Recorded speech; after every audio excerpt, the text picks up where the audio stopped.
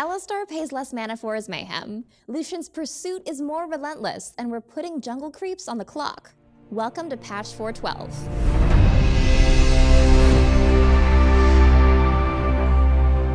Hey guys, Miss Pudding here to walk you through the changes we're making in patch 412. We'll kick things off with a TLDR before getting to our panel to cover a few topics in depth. Today's topics are the new jungle timers, Lucian, and Alistar. To skip ahead, check out the video bookmarks. Okay, let's get into it. Essence Reaver and Bloodthirster got some changes to cement one as an offensive mana restoring item, and the other as a defensive life-stealing Bloodthirsty item. Next up, Kassadin's been running rampant with his crazy mobility and control. Rather than hitting his iconic Riftwalk, we're tweaking a few other things to reduce Cass's late game power so he doesn't just continuously punch you in the face. Similarly, Lucian's getting some changes to highlight his strengths while giving him real weaknesses. He'll be dashing a lot more often, but in exchange, he'll have to get a little closer to deal damage and stay effective. Alistar now has lower mana costs and an early buff to his ult, but junglers take note, his passive no longer deals double damage to monsters. This patch also comes with jungle timers. In the scoreboard, you'll find red, blue, dragon, and baron timers that'll automatically update if your team has vision of a camp when it's killed. Finally, we've got a few more champion tweaks. Ahri's Q costs less mana and scales slightly better than before. Kha'Zix is getting a buff to his Q, and Ezreal can now buff himself with Essence Flux, but only if he can get in front of it while it's midair. Okay, so that's the gist of patch 412. To talk about these updates, I'm joined by Gnome from Game Clarity team, Static from Live Gameplay, and Snoopay from Evil Geniuses. Hey guys, thanks for coming out. Sorry, you all nodded in unison. What is this? We're just acknowledging. All three of you at the exact same time. say You something. can't do the same thing. So I'd like to start a discussion with the addition of jungle timers that are visible in the scoreboard now. Why did we add those in the first place? Yeah, so we knew this was going to be a really controversial feature when we started working on it. And it's controversial not only to players, but also internally, because we've literally been debating this feature for years, right? Yeah, I feel like we talked about this 3 years ago. Yeah. Been on Reddit for a while. Yeah, and you know, really when it comes down to it, and we sat down and thought about what our design values are, we came up with a list. And one of those values was gameplay clarity. And sort of the gist of gameplay clarity is that we want players to fight other players and not the game. And when we look at how players have been utilizing jungle timers, that is, you know, the timers we present currently, which are, you know, mini-map icons, the chat logs, they're actually resorting to Notepad, mobile applications, and third-party programs to really make the best use of the jungle and play their best. And when we look at this situation, it's not really a situation we want, because we want the game itself to provide all of the tools necessary to play at the best competitive levels. The problem with that is like every single player, maybe not necessarily Diamond or Challenger players or competitive players, but most players are going to want the game to be simpler. So where do you stop with making the game simpler for those players to digest? I think it's also a little unfair to just say we're, you know, just making it simpler. Like the goal behind it is a bit more than that. We're trying to make sure that we have players focusing on the skills that, you know, they enjoy doing and that we feel like show what a League of Legends player really is. You know, dodging skill shots, aiming skill shots. We want to stay away from rote sort of like bookkeeping behaviors. Right, so like instead of focusing on when is dragon going to spawn, when should I check the chat log, and actually just thinking, where should I be at the right time? Is my team ready to fight this? If you apply that train of thought at the same time, like the enemy's marksman's carry, like his flash is down, his summoners are down. So I want to know that. Why should I have to bookkeep that and like constantly log that his flash is down or his flash is up? Yeah, it comes down to those things are a point of interaction between player and player, right? The jungle itself is a very static element. Like when Baron respawns, it's always going to be 7 minutes, and there's no variability there, right? You know it's going to respawn. Whereas when a champion flashes or a champion uses an item, there's no guarantee of something that's going to happen when that cooldown comes back up, right? So when we made the decision to put red and blue buff on the jungle timers as well, where did we draw the line? Like, why didn't we include things like inhibitor timers or even the rest of the jungle camps? Yeah, well, I think, you know, a good point there is that inhibitor timers are one of the things that we could consider doing in the future. I'm more in favor of that. I'm more in favor of inhibitor timers than necessarily jungle timers. I've grown to kind of accept the jungle timer change, just with the kind of small changes that were made about the idea. But inhibitor timers, I think, are more primary than jungle timers, for example. Right. That's the big thing for me, honestly, which is like every time we make a change to the game, we're always thinking about what is the actual result on the players, what's going to happen when we do it. And in this case, when we think about jungle timers specifically, giving people easier access to that information means people are going to be able to show up to buffs, show up to dragon, show up to baron, and create a lot of interesting moments in the game where they can interact and like make big plays. And so that's something that as designers really excites us. What's going to tell them? Like now they have to be told to press tab and then look at the timers.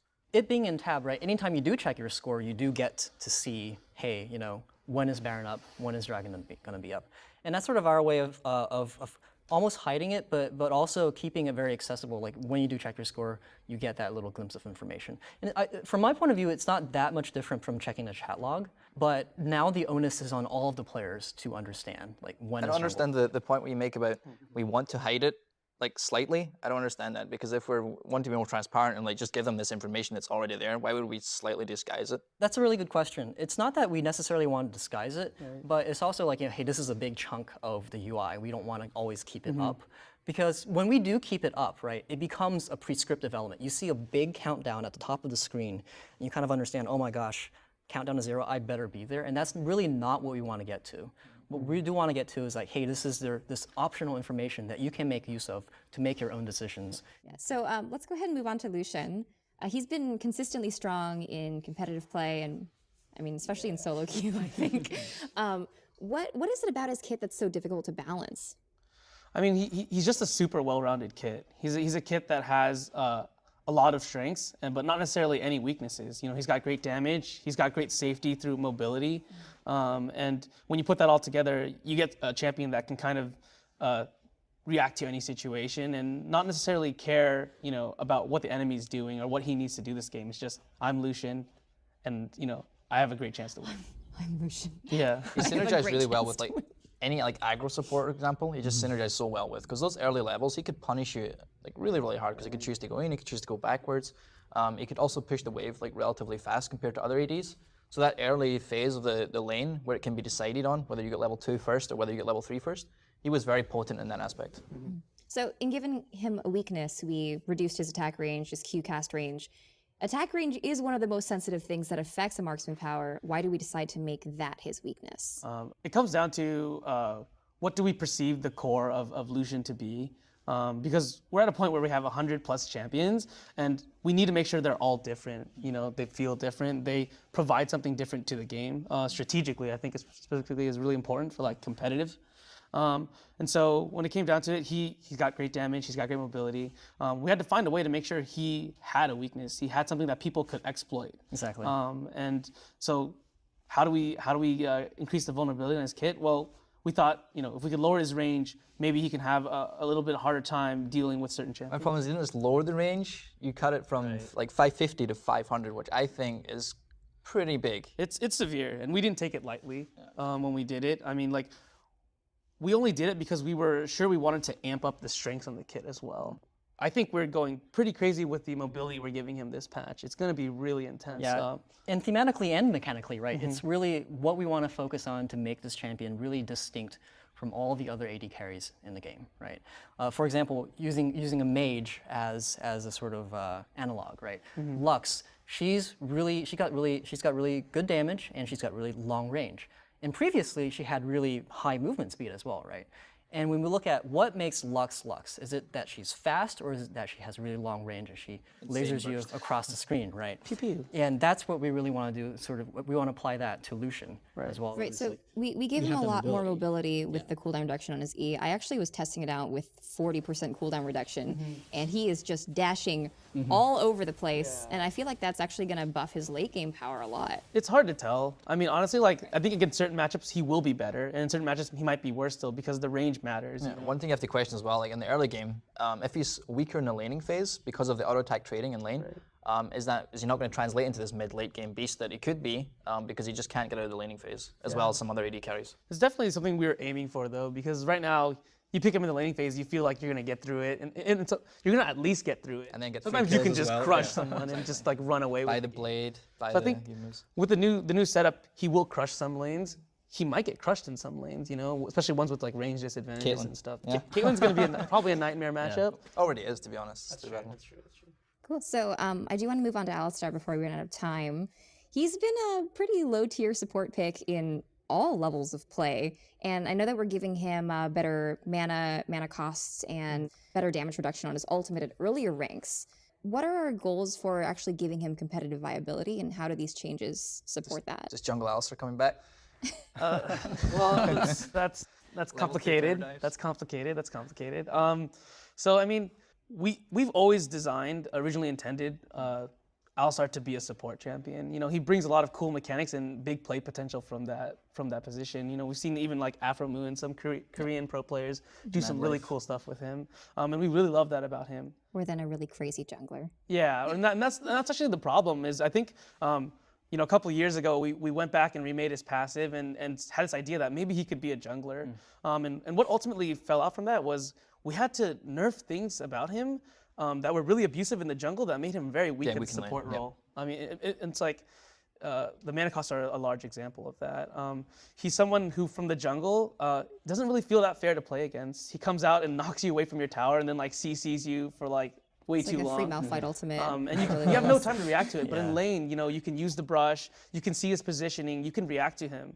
And we think that's a One thing you have to take in mind, though, that I think people, when they glance over the patch notes, won't really realize is the mana reduction in Q and W. Sure, you can cast it more often in lane, but if you look at the 70% damage reduction at level 1 on his ultimate, if you combine that with the mana cost on Q and W, essentially when you engage at level 6, you can get off another QW rotation just because you have an extra 20% damage mitigation that you otherwise wouldn't have.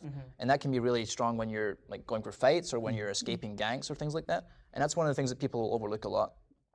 Okay, thanks guys. If you're looking for more information, definitely check out the patch notes. We'll be back in a couple of weeks, but until then, check out the link below and leave us your comments and questions.